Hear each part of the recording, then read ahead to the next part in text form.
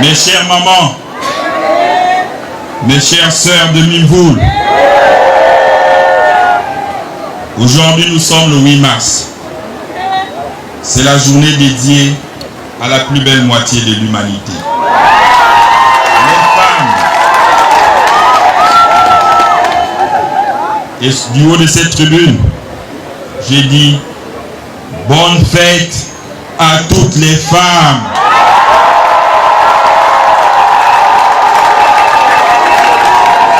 Bonne fête à toutes les femmes du Gabon et à celles du monde entier.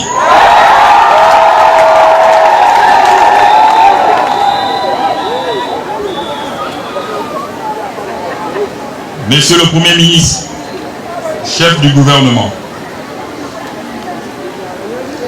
mesdames et messieurs les membres du gouvernement, messieurs les honorables, députés et sénateurs de la transition, monsieur le gouverneur de la province du Haut-Linthème, monsieur le préfet du département du Haut-Thème, monsieur le délégué spécial en charge de la ville de Mimvoul, chers frères et sœurs de Mimvoul, c'est toujours avec bonheur que je viens vous retrouver ici à Mimvoul, terre de tradition et de dynamisme. J'avais promis revenir et me voilà.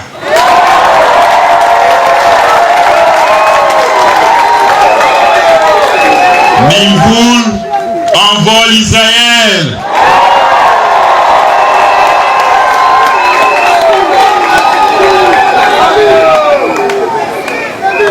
Mes chers compatriotes, lors de mon précédent passage, j'avais pris un certain nombre de mesures d'engagement avec vous. Vous le savez, le Gabon est en chantier et Mimvoul ne sera pas oublié.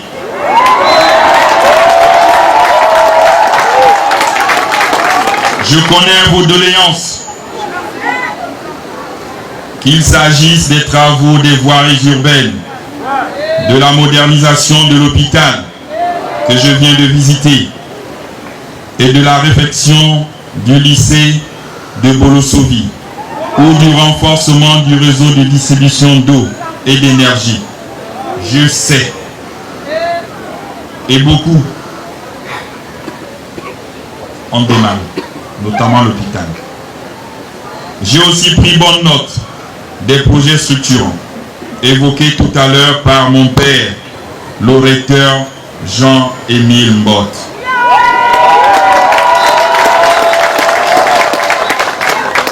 Chers frères et sœurs de Mimvoul,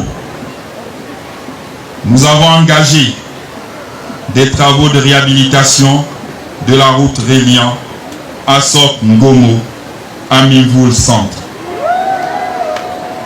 Je n'oublie pas la route Mimvoul-Mikébé.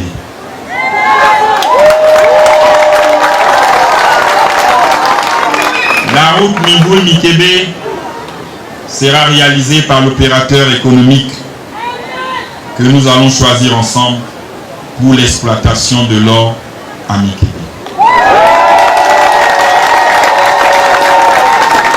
Il est grand temps que ce site aurifère soit exploité.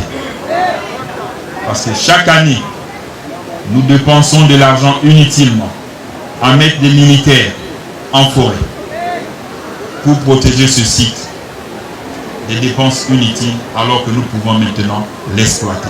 C'est l'une des grandes réserves d'or du Gabon.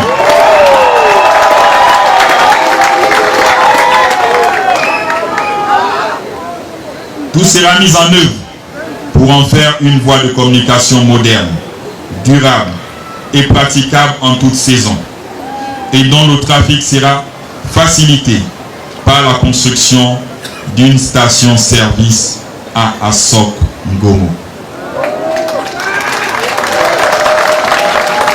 La station-service Assok Ngomo, Je venais d'échanger tout à l'heure avec la directrice des Gap Oil. Elle a un financement déjà mis en place de 500 millions de francs CFA. Et elle a pris attache avec l'un de vos responsables ici présents, Monsieur le ministre, et avec l'enfant terrible des Bolosovi, que je n'oublie pas ici présent. Je crois qu'elle vous a contacté. Il faut le dire aux compatriotes. Elle fera le même modèle qu'elle a réalisé à Coco Beach. Une station de service moderne avec une pâtisserie, un lavage de voitures pour que les jeunes trouvent de l'emploi.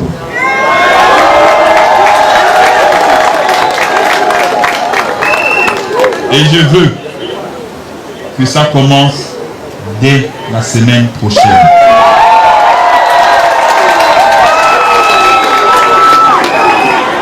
Oui, mes chers compatriotes, comme le reste du pays, Minvoul entrera dans la modernité. Et croyez-moi, les promesses se réaliseront progressivement, car nous revenons de loin. Et on ne peut pas tout faire au même moment. Si en 18 mois, nous avons pu le faire et bâtir les réalisations que vous voyez, en 7 ans, on fera beaucoup plus pour ce pays.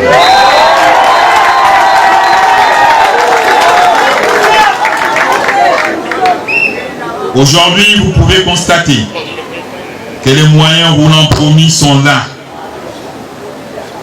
Qu'il s'agisse du véhicule de préfet, le véhicule du délégué spécial, des tricycles de transport ou du canter, et ils sont là.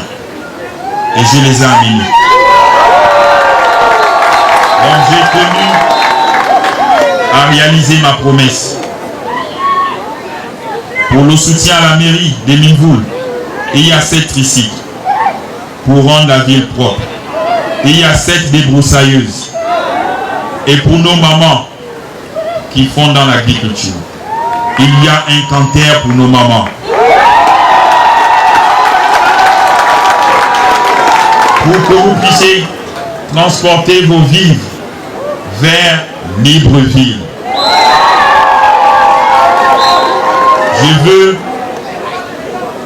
un pays agricole, un pays où nos mamans sont lancées dans l'agriculture. Et avec ce canter, vous mettez tout ce que vous avez récolté pour pouvoir venir vendre à Libreville, pour casser les prix, pour que les prix des denrées alimentaires baissent.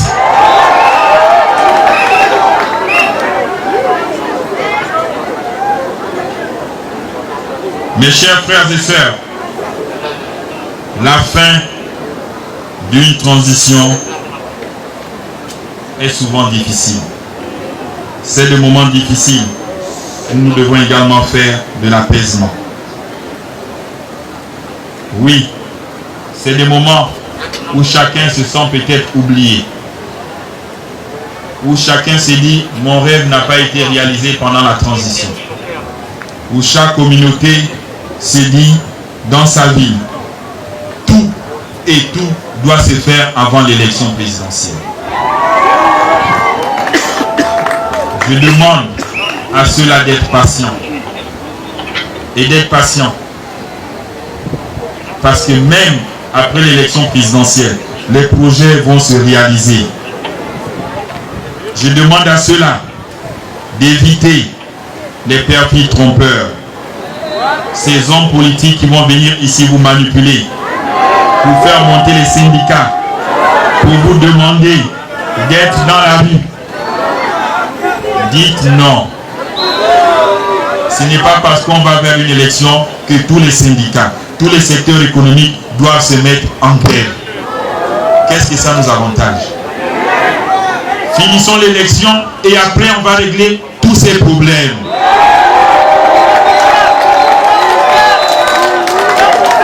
Une fois élu, vous avez la légitimité du peuple et de pouvoir asseoir tout le monde et de comprendre tous les problèmes. Qu'ils comprennent qu'en 18 mois, on ne peut pas tout régler. Et dans tous les secteurs, à quoi ça nous sert de nous mettre en grève? Réunissons-nous pour bâtir notre pays. Le retour à l'ordre constitutionnel, tant attendu, pour que nous puissions rentrer dans la 5e République et que nous appelons de tous nos voeux, doit se faire avec l'ouverture d'un cœur patriote. Si vous êtes en grève dans votre secteur, je vous demande de réfléchir en patriote, de penser un peu pour la nation. Et c'est ce qui va nous grandir. C'est ce qui va nous permettre de bâtir ce pays. Je n'oublie pas vos problèmes. Chaque jour, je reçois les uns et les autres. Le palais, il est ouvert à tout le monde. Finissons cette étape et on va aller de l'avant. Mes chers compatriotes, chers frères et sœurs, notre pays va vivre un moment important de son histoire. Je vous prie ici d'accueillir tous ceux qui viendront vous voir, car nous sommes tous des Gabonais. Ils sont des Gabonais comme nous. Et ce pays nous appartient tous. Ne faisons pas dans la différence. Ne les tapons pas. On veut l'unité nationale. Vous avez les arguments pour leur répondre. Hier, vous étiez là. Qu'est-ce qu'on a reçu de vous?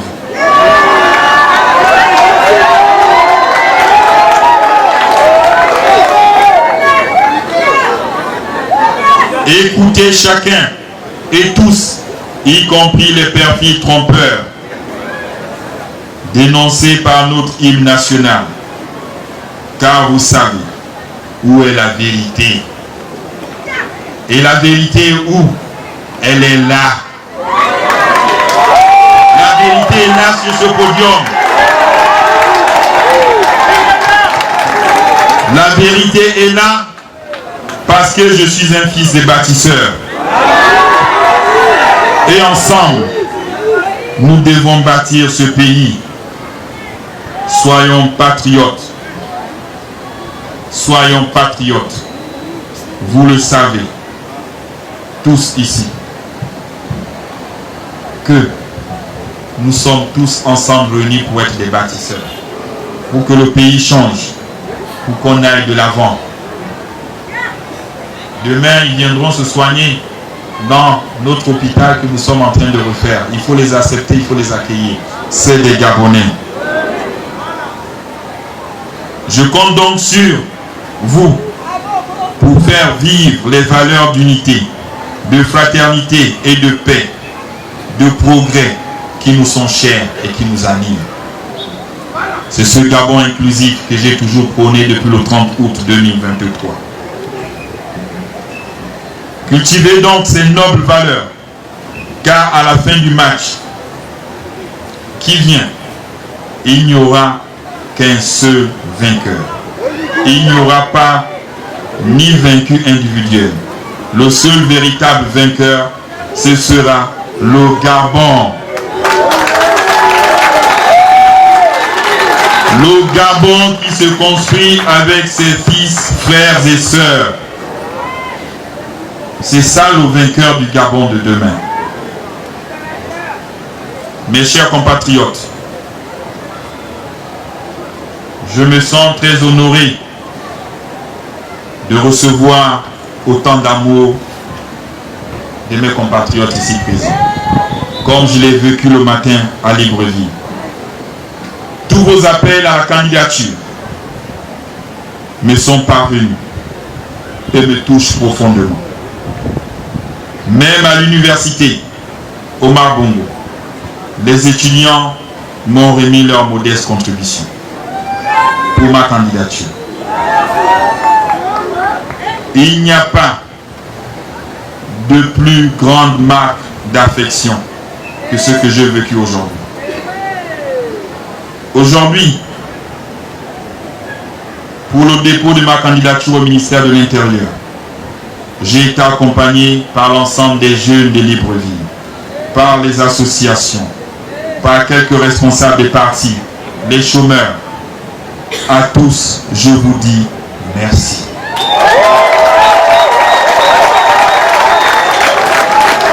Je dis merci à la jeunesse de mon pays et que je porte dans mon cœur depuis le 30 août. Vous démontrez à la face du monde entier que, unis dans la concorde, nous allons bâtir notre Gabon. Chacun doit désormais retrousser ses manches, prendre sa trouelle, soulever sa brique pour rebâtir ce qui a été détruit, afin que l'édifice nouveau se réalise. Les autres en face ne sont pas nos ennemis.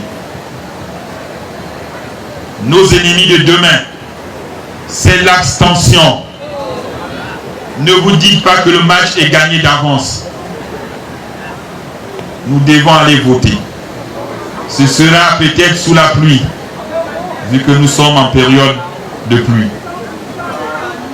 Levez-vous ce matin, allez voter. Ne vous dites pas que le match est gagné, le président a déjà gagné. Non. Sinon, demain, ils viendront vous dire il y a eu un peu d'abstention, comme au référendum, comme nous l'avons vécu. Ils vont se servir de ça. Mais j'ai dit, allez voter. Que celui qui se réveille le matin réveille son collègue, réveille sa soeur, réveille son frère. Partons voter pour celui que nous avons choisi. Pour que tous nos rêves ici se réalisent. Pour que tout puisse être bâti.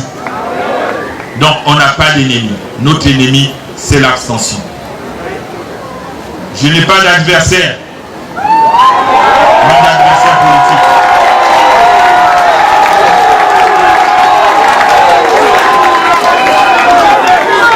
Vous l'avez dit ce matin.